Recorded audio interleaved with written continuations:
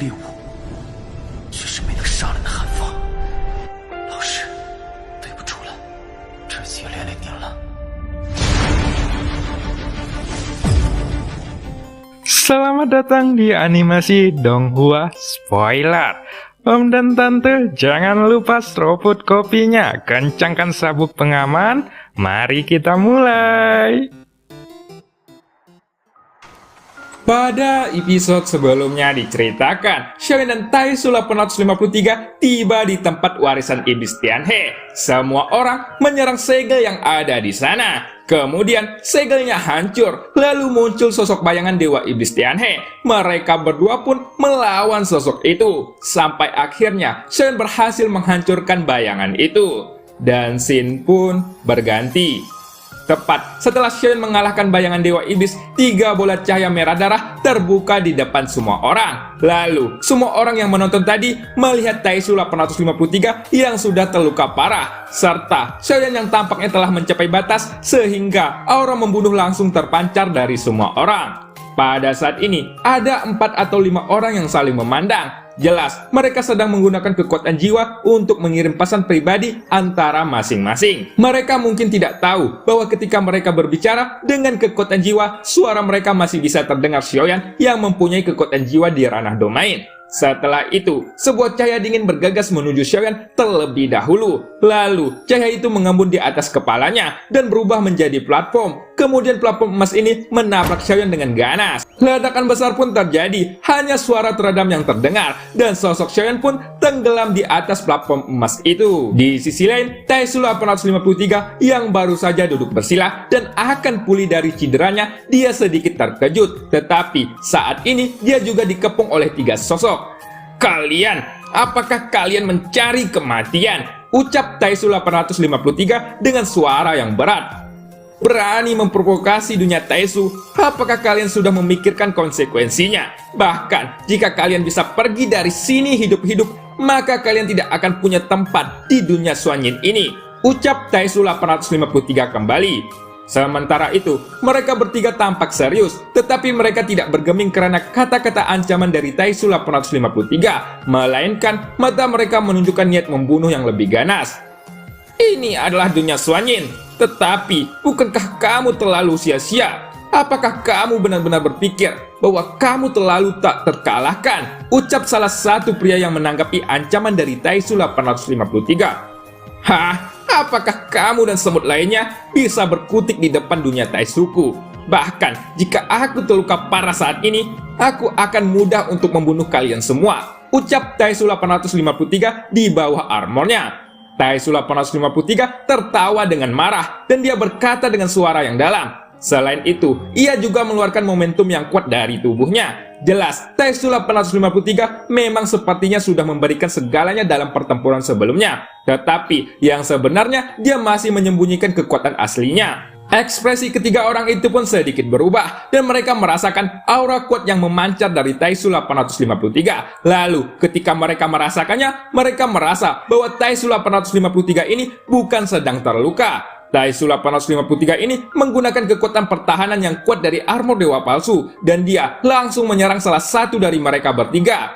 Ia pun mendekati dalam sekejap, dan lengannya tiba-tiba menonjol keluar untuk menembus dadanya. Namun, serangan 2 lainnya segera menghentikannya. Dengan kerjasama dari 3 orang itu, Taisu 853 dipukul mundur, dan dia tertembak mundur sambil terhuyung-huyung untuk menstabilkan tubuhnya. Dapat dilihat bahwa dia saat ini memang terluka parah. Terlebih lagi, 2 orang dari mereka adalah langkah keempat, dan yang satunya adalah langkah kelima. Awalnya Taisu 853 ini berpikir bahwa krisis ini dapat diselesaikan setelah mengalahkan bayangan Dewa Iblis. Tetapi, dia tidak menyangka bahwa orang-orang di sekitarnya mempunyai rencana masing-masing, dan sekali lagi membiarkan dirinya jatuh ke dalam jalan buntu. Taisu 853 pun menggertakkan giginya. Situasi hari ini tampak tidak dapat diubah, dan 7 atau 8 orang itu tampaknya telah dihasut untuk bergabung dalam pertempuran dan menghancurkan dirinya bersama Xiaoyan. Taisu 853 pun segera memandang Xiaoyan yang ditekan oleh platform emas, dan hatinya sedikit menegang. Taisu 841, salah satu dari kita harus tinggal di sini dalam bencana. aku akan menghentikan mereka agar kamu bisa pergi, ucap Taisu 853. Saat ini, Taisu 853 itu sudah siap untuk mengorbankan dirinya untuk melindungi keselamatan Xiaoyan. Detik berikutnya, platform emas itu pun meledak. Xiaoyan meledak di langit sambil memegang tombak iblisnya, dan kemudian dia dengan cepat datang ke sisi Taisu 853. Hidup dan mati sama saja hari ini, ucap Xiaoyan dengan serius. Aku sudah terluka parah. Jika kamu tidak pergi, kita akan dikepung dan dibunuh oleh mereka, ucap Taisu 853 sambil berteriak dengan suara berat. Apakah kamu takut mati? Bagaimanapun, kamu bisa bicara tentang hidup dan mati tanpa pertempuran, ucap Xiaoyan dengan marah. Begitu dia mengatakan ini, perawakan Taisu 853 pun jelas tercengang. Ia pun kemudian membanting kristal merah di dadanya dan semua kekuatan meletus dari tubuhnya. Baiklah, kita akan bertarung sampai akhir, ucap Taisu 853 sambil mengangguk berat dan suaranya yang sudah penuh dengan kegilaan. Pada saat ini, Xiaoyan tidak mengungkapkan niat yang sebenarnya untuk mengetes batasan dari armor dewa palsu. Lalu, dia juga penuh amarah. Kekuatan abadi yang terkandung di dalam armor dewa palsunya meletus dan pertempuran kembali berlanjut. Serangan panik dari 7 atau 8 orang menyelimuti mereka berdua. Meskipun Taisu 853 mengeluarkan raungan, Xiaoyan menemukan bahwa kekuatan tempurnya menurun pada tingkat yang sangat cepat. Kali ini tidak bisa lagi menahan serangan dari orang-orang ini dan tubuhnya terus menembak ke belakang. Jika bukan karena kekuatan pertahanan yang kuat dari armor dewa palsu, tampaknya pria itu akan terbunuh sejak lama.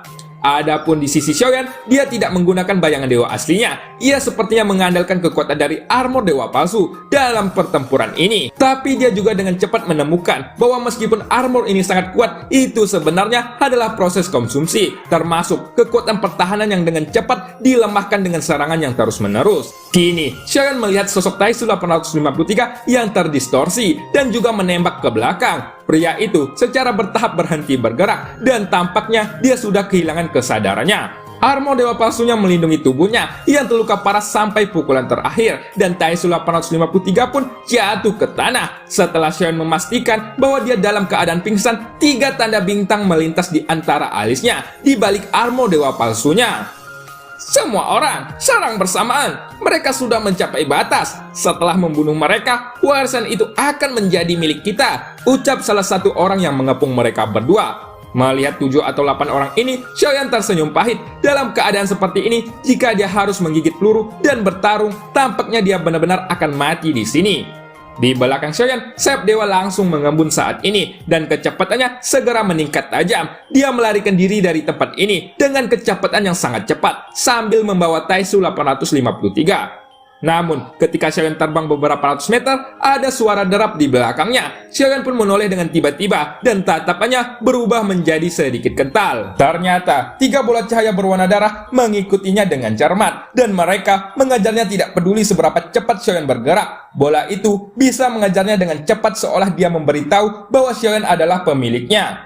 Saat ini, Xiaoyan memegang Taisu 853. Pria itu sudah benar-benar berhenti bergerak dan tampaknya sudah dalam keadaan koma. Xiaoyan dengan ringan menyentuh armor dewa palsunya dan segera memasukkan beberapa pil obat penyembuhan ke dalam mulutnya. Kecepatannya tidak berkurang. Dalam hal ini, Xiaoyan hanya bisa bergerak ke arah cahaya yang mengarah ke lantai 9. 7 atau 8 orang di belakangnya pun berubah menjadi cahaya yang melesat dingin kencang untuk mengejar Xiaoyan. Pada saat ini, sebuah sinar dingin meraung dari belakang. Itu terbungkus angin kencang. Satu orang memegang busur raksasa, menarik tali busur dengan panik, dan menembakkan panah ke arah Xiaoyan terus-menerus. Selain itu, ada seseorang yang mengubah sidik jarinya. Tampaknya mereka berniat untuk membuat formasi untuk menghentikan Xiaoyan. Sebuah topeng pun langsung mengembun di kepala Xiaoyan dan kemudian melesat ke arahnya. Tepat ketika topeng cahaya menutupi Xiaoyan, cahaya biru muncul di tubuhnya dan dalam sekejap formasi penyegel itu pun bisa dihancurkan. Adapun panah yang bersiul di belakangnya, Xiaoyan mengandalkan kecepatan dari sayap dewanya untuk menghindari serangan itu.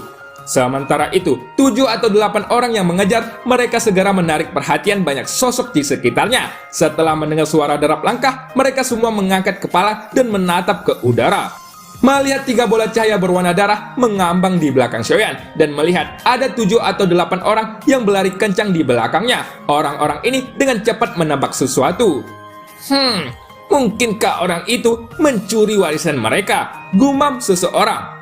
Ini seharusnya benar. Lihatlah, 3 bola cahaya berwarna darah itu, ia memancarkan energi iblis yang sangat kuat. Itu pasti salah satu dari warisan Raja Iblis.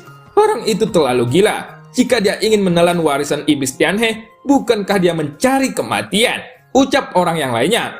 Kalau begitu, ayo kita ikuti mereka dan lihat apa yang akan terjadi. Ucap orang pertama. Di lantai ke-8, tempat yang awalnya sunyi, kini ada suara derap dan siulan dari kejauhan. Dan semua pengejaran di belakang Xiaoyan kini makin bertambah. Dari 7 atau 8 orang sudah menjadi lusinan orang. Mata mereka semua terkunci pada bola cahaya berwarna darah di belakang Xiaoyan. Sepertinya mereka tidak bisa mendapatkan bola cahaya itu. Mata Xiaoyan pun sedikit menyipit tanpa menunjukkan belas kasihan. Dia mengangkat tangannya ketika menghadapi orang yang berdiri di depannya. Dengan suara teredam, pukulan Xiaoyan mengandung kekuatan dari avatar Yuan Shen, diblokir oleh praktisi di langkah keempat, dan ketika menghadapi pukulan Xiaoyan, sosoknya itu juga menembak dengan percaya diri. Kini, tinju mereka saling menyentuh, namun keduanya saling menyentuh hanya sesaat. Sesosok itu menembak langsung ke belakang, dan seluruh lengannya meledak dengan darah dan daging bertebarangan di udara.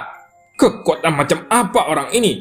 Bahkan dia bisa memukul mundur langkah keempat dengan satu pukulan, ucap orang-orang. Melihat ini, semua orang mendesis dingin. Mereka yang mengejar Xiaoyan tidak mengerti situasinya. Tetapi setelah hati-hati melihat armor yang dikenakan oleh Xiaoyan, beberapa dari mereka segera mundur dari tim pengejaran. Jelas, praktisi Taisu masih memiliki banyak ancaman di sini. Tetapi 7 atau 8 orang yang mengejar Xiaoyan dari awal mereka tidak menyerah dan terus mengejar sampai saat ini. Bagaimanapun, 3 bola cahaya berwarna darah di belakang Xiaoyan terlalu menyilaukan di mata mereka. Namun, mereka masih gagal untuk menahan Xiaoyan dan segera mereka mendekati cahaya menuju lantai 9.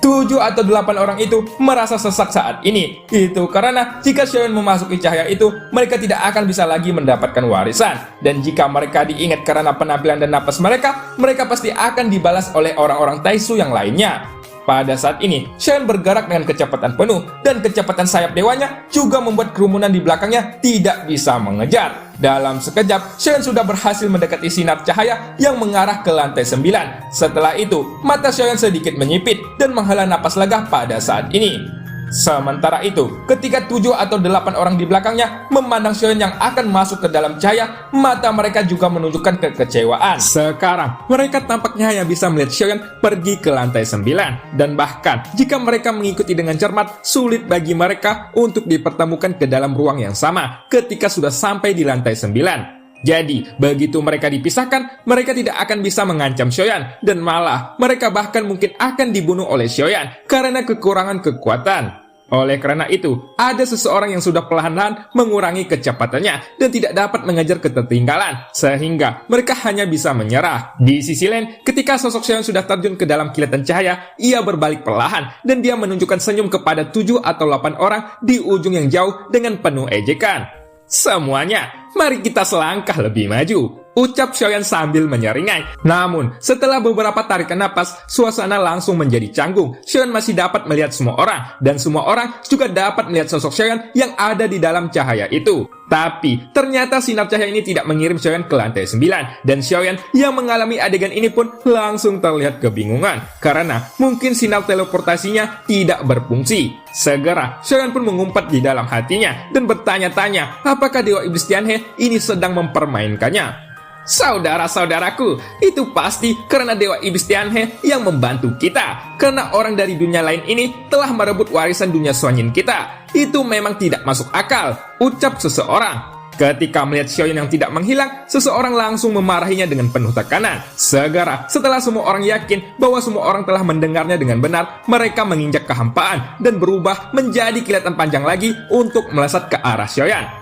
Sial, bukankah kamu sudah menipuku? Gumam Xiaoyan di dalam hatinya. Kali ini, Xiaoyan tidak bisa menahan diri untuk tidak berkata kasar, karena dia melihat kilatan panjang yang melesat serempak dari ujung yang jauh. Xiaoyan tidak berani diam di dalam cahaya itu, dan sayap yang membentang di belakangnya kembali mengepak lagi untuk membuatnya melarikan diri ke ujung yang terjauh dengan kecepatan yang sangat cepat. Kali ini, karena Xiaoyan bergerak dengan kecepatan penuh, tampaknya masih sulit bagi 7 atau 8 orang ini untuk mengejarnya. Tapi, itu bukanlah cara untuk menghadapi Xiaoyan seperti ini. Dan Xiaoyan pun sedikit mengerutkan dahinya, karena niat membunuh secara bertahap melonjak dalam pikiran mereka, serta mata orang-orang ini.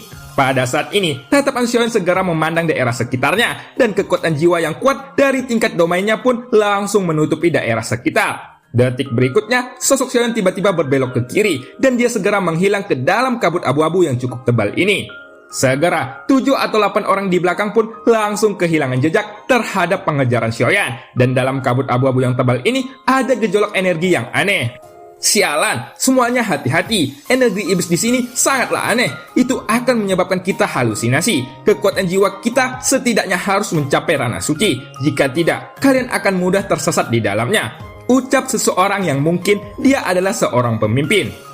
Bagaimana dengan keadaan kita sekarang ini? Apakah kita akan membiarkannya saja? Tanya seseorang. Semua orang bahkan menghela napas dalam-dalam, dan mereka merasa sangat marah di dalam hati mereka karena buruan yang selalu mereka cari ternyata lepas begitu saja. Kita akan terus mengejar, atau semua orang akan bubar di sini. Tapi begitu dua kultivator dari dunia Taisu itu pulih, bahkan jika kita bergabung, kita mungkin tidak bisa bertarung menghadapi mereka, ucap sang pemimpin. Setelah pemimpin mereka berbicara, semua orang pun saling memandang dengan cemas. Jelas, melakukan pengajaran sampai titik ini sudah membuat mereka tersentak. Kecepatan Xiaoyan sangatlah cepat, dan hampir tidak mungkin bagi mereka untuk mengejarnya. Lalu, jika memasuki tempat seperti itu, sangat mungkin untuk membentuk situasi di mana musuh takkan terlihat, dan malah mereka yang akan menjadi mangsa. Karena setelah disergap oleh Xiaoyan, mereka mudah untuk dikalahkan satu persatu. Lupakan saja, aku tidak ingin warisan ini. Terserah kalian, jika kalian semua ingin melakukannya, ucap seseorang yang mengepalkan tangannya dan bersiap untuk kembali ke tempat awal. Segera, setelah satu orang mengusulkan untuk pergi, hati yang lain juga langsung terguncang, dan tatapan mereka semua pun menunjukkan bahwa mereka berniat untuk mundur dari kelompok.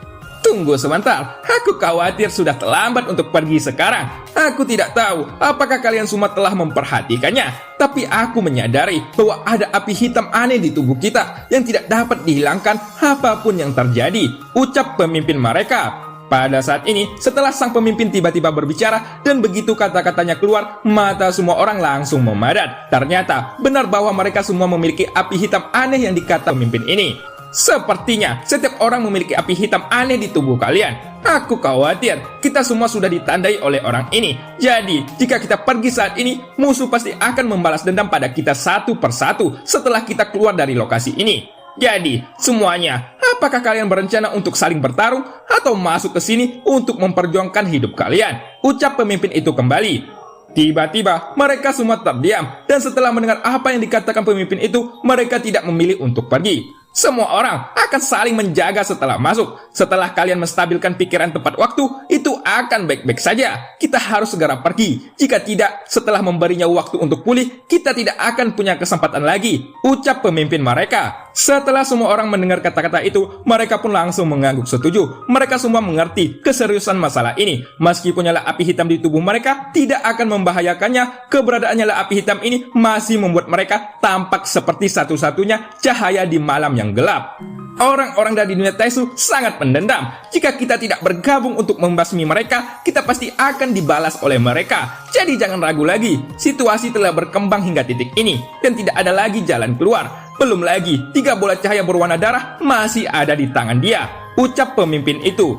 Jadi, pada saat ini, kita harus bergabung untuk melawan musuh bersama-sama. Salah satu dari 2 orang itu tampaknya sudah terluka parah, dan yang lainnya juga sudah menghabiskan banyak tenaga ketika menghancurkan bayangan Dewa Iblis Tianhe. Jadi, ini adalah kesempatan terbaik kita, ucap pemimpin mereka kembali. Semuanya, kita akan masuk secara bersamaan dan membunuh 2 orang dari dunia Taisu ini, ucap pemimpin mereka dengan lantang. Pada saat ini, kekuatan dari sang pemimpin ini memanglah bukan yang terkuat, tetapi kata-katanya masih cukup terdengar masuk akal, dan semua orang juga tidak membantahnya. Mereka pun semua menganggukkan kepala dengan serius, dan dengan tegas, semuanya berubah menjadi kilatan panjang, dan tenggelam ke dalam kabut abu-abu tebal untuk melanjutkan pemburuan sosok Xiaoyan. Sementara itu, di antara energi iblis, Xiaoyan mendapatkan manfaat dari kekuatan jiwa di ranah domainnya, dan sosoknya pun tidak terpengaruh oleh energi iblis dalam waktu singkat. Bahkan, pada saat ini, Xiaoyan sudah menemukan tempat tersembunyi, mengangkat tangannya, dan melempar Taisu 853 hingga dia jatuh dengan kuat ke tanah. Setelah itu, Xiaoyan menatap Taisu 853 yang jatuh ke tanah, dan bahkan terpental dengan matanya yang sedikit menyipit. Jelas, Xiaoyan melakukan dengan sengaja dan dia ingin melihat apakah Taisu 853 ini sedang berpura-pura. Namun, Xiaoyan tidak memiliki rencana untuk mengurusi Taisu 853 ini.